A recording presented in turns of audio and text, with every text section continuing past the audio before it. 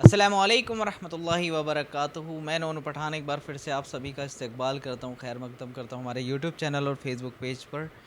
جیسا کہ آپ سب جانتے ہیں کہ ہم اسلامک جو سوال ہوتے ہیں، مسئلے ہوتے ہیں، مفتی صاحب سے معلوم کرتے ہیں، تو آج بھی کچھ سوال ہیں تو انشاءاللہ معلوم کریں گے، لیکن اس سے پہلے ہم مفتی صاحب کا استقبال کرتے ہیں، خیر مقدم کرتے ہیں کہ آپ آئے اور اپنا قیمتی وقت دیا۔ مفتی صاحب، ہمارے پاس آج بھی کچھ سوالات ہیں اور کچھ ایسے مسئلے ہیں جو کہ لوگوں کے بہت ضروری ہیں، تو انشاءاللہ اس میں سے جو پہلا سوال ہے وہ یہ ہے کہ لیفٹ ہینڈ سے یعنی کہ بائیں ہاتھ سے کھانا کھانا کیسا ہے؟ بسم اللہ الرحمن الرحیم۔ دیکھیے، بائیں ہاتھ سے لیفٹ ہینڈ سے کھانا کھانا مکروہ ہے۔ اللہ کے رسول صلی اللہ علیہ وسلم کی حدیث ہے کہ تم میں سے کوئی نہ بائیں ہاتھ سے کھانا کھائے نہ پانی پیے۔ کھانا کھانا بھی، پانی پینا بھی، یہ پینے کی کوئی بھی چیز ہو، یہ مکروہ ہے۔ آپ نے فرمایا کیونکہ شیطان بائیں ہاتھ سے کھاتا بھی پیتا بھی ہے، تو شیطان سے مشابہت کی وجہ سے یہ عمل مکروہ ہے۔ کوئی ایمان والا یہ کام بائیں ہاتھ سے بالکل نہ کرے، شیطان کی مشابہت اختیار نہ کرے۔ اور اللہ کے رسول کی حدیث ہے، جب منع کیا گیا، اللہ کے رسول نے منع کیا تو ہمیں اس پر عمل کرنا چاہیے، اور ہمیں سیدھے ہاتھ سے کھانا چاہیے۔ رائٹ ہینڈ سے کھانا بھی چاہیے، پینا بھی چاہیے۔ لیفٹ ہینڈ سے کھانا پینا دونوں مکروہ۔ مفتی صاحب، ہمارا آج کا دوسرا سوال یہ ہے، کسی عورت کی داڑھی یا مونچھ نکل آئے؟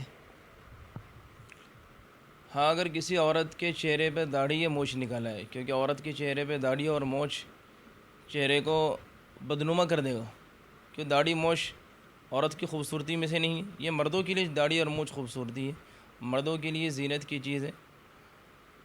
لیکن اگر کسی عورت کے چہرے پہ داڑھی یا مونچھ کے بال نکل آئے تو پھر اس کے لیے اسے اجازت ہے، عورت اگر وہ چاہے تو بال صاف کرا لے، کوئی گناہ کی بات نہیں ہے، کوئی روک ٹوک نہیں، اور اسے بال صاف کرا لینا چاہیے، جائز ہے اس کے لیے بالوں کو صاف کروانا۔ مفتی صاحب، ہمارا تیسرا سوال آج کا یہ ہے، داڑھی بچہ کا کاٹنا کیسا ہے؟ یعنی کہ کہنے کا مطلب یہ، جیسے یہ داڑھی ہے نا، یہاں پر بال آتے ہیں ہونٹ کے نیچے، تو اس کو کاٹ سکتے ہیں یا نہیں؟ ہاں، یہ جو بال ہیں اسے داڑھی بچہ کہتے ہیں، اور جس طرح داڑھی کا رکھنا واجب ہے، اسی طرح داڑھی بچے کا رکھنا بھی واجب ہے۔ داڑھی بچہ واجب ہے اور اس کو کاٹنا مکروہ تحریمی ہے، سخت گناہ ہے، اس لیے انسان اسے نہ کاٹے۔ یہ بھی داڑھی کے حکم میں سے اور داڑھی ہے، اس کا کاٹنا کسی بھی صورت میں جائز نہیں ہے، مکروہ تحریمی۔ مفتی صاحب، ہمارا آج کا اگلا سوال یہ ہے، اگر عورت شوہر کے جنازے کے ساتھ نکل جائے تو کیا اس کی عدت ختم ہو جائے گی؟ یہ بات بعض عورتوں میں مشہور ہے کہ اگر کوئی عورت شوہر کا انتقال ہو جائے اور اس کے جنازے کے ساتھ گزر جائے، ساتھ نکل جائے، تو عورتیں یہ سوچتی ہیں کہ اب عدت ختم ہو گئی، اور بعض دفعہ بعض عورتیں جان بوجھ کے کرتی ہیں، ان کے ذہن میں یہ بات ہے کہ بہت سی عورتیں سوچتی ہیں کہ ہمیں عدت نہیں کرنی ہے، عدت نہیں کرنی ہے، اس لیے نکلنا ہو تاکہ عدت نہ کرے۔ تو معلوم ہونا چاہیے کہ عورتوں کے ذہن میں جو یہ باتیں ہیں، یہ بالکل بے اصل اور بے بنیاد بات ہے، جہالت پر مبنی بات ہے، شریعت سے کوئی تعلق نہیں اس عمل کا۔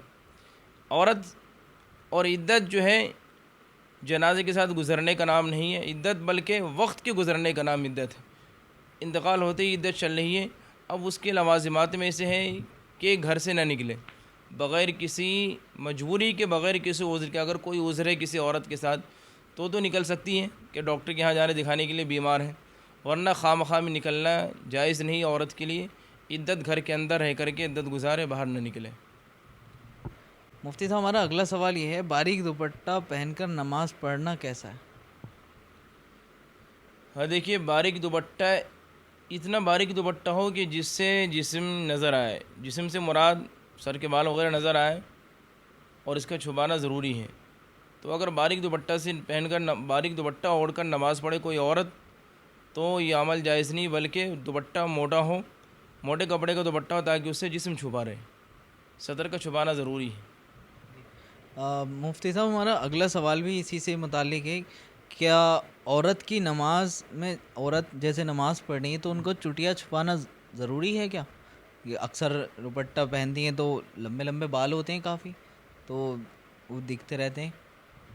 دیکھیے، نماز کی حالت میں چٹیا کا چھپانا فرض ہے، بالوں کو چھپانا فرض ہے، بال سطر میں داخل ہے، اس لیے اگر کسی کے لمبے لمبے بال ہو تو بال کو باندھ لے پیچھے تاکہ بال چھوٹے کر لے، اور اس کے بعد دوپٹہ بڑا دوپٹہ ہو تاکہ اس سے پورے بال چھپ جائے۔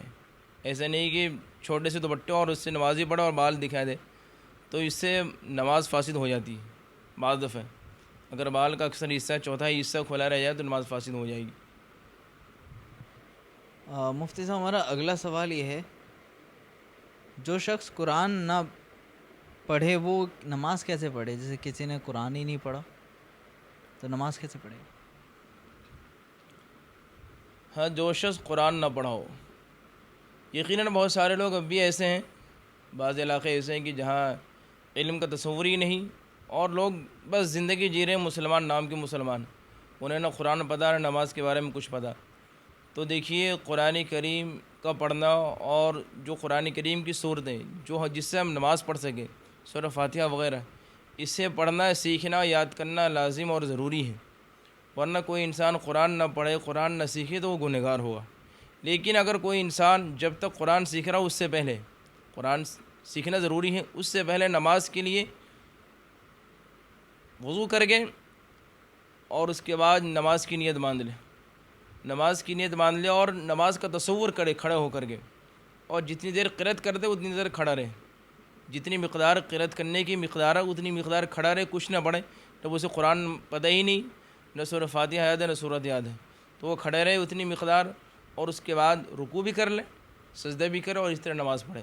لیکن اس بیچ قرآن کریم سیکھنا ضروری ہے، صورتوں کا سیکھنا ضروری ہے. کم از کم سورہ فاتحہ سیکھ لے، اخیر کی 10 صورتیں سیکھ لے، تاکہ انسان نماز پڑھ سکے. جب یاد نہ ہو، یہ مجبوری میں ان کے لیے، ہر کسی کے لیے نہیں ہے. یہ وہ انسان معذور ہے، اسی لیے اس بنا پر اس کو اجازت دی گئی. مفتی صاحب ہمارا اگلا سوال یہ ہے، نفلی نماز بیٹھ کر پڑھنا افضل ہے یا کھڑے ہو کر؟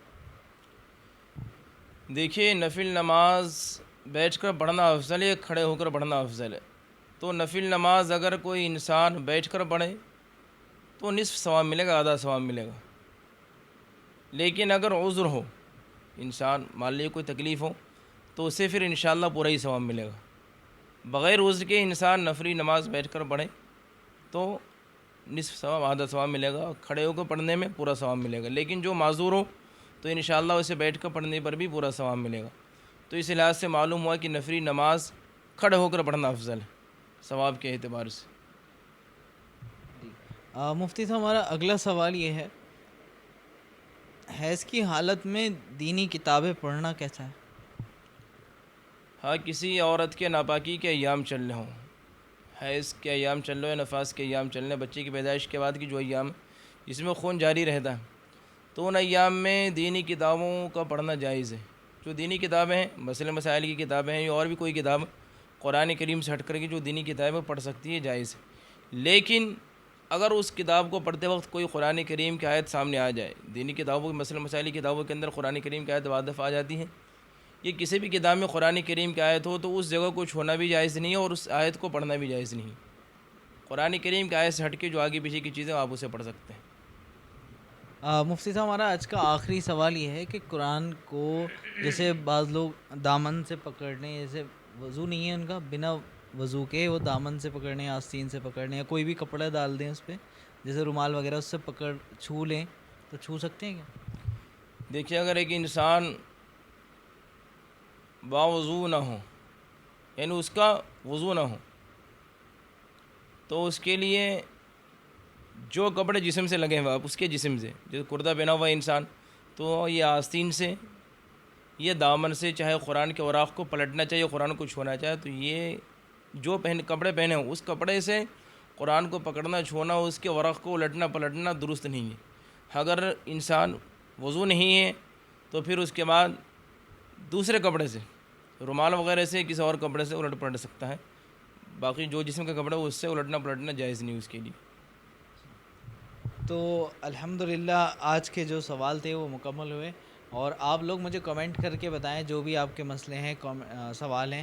انشاءاللہ اگلی ویڈیو میں مفتی صاحب سے معلومات کریں گے، اور اس ویڈیو کو آپ زیادہ سے زیادہ شیئر کریں، کیونکہ دین کی بات پھیلانا صدقہ جاریہ ہے. ملتے ہیں انشاءاللہ اگلی ویڈیو میں. السلام علیکم ورحمۃ اللہ وبرکاتہ.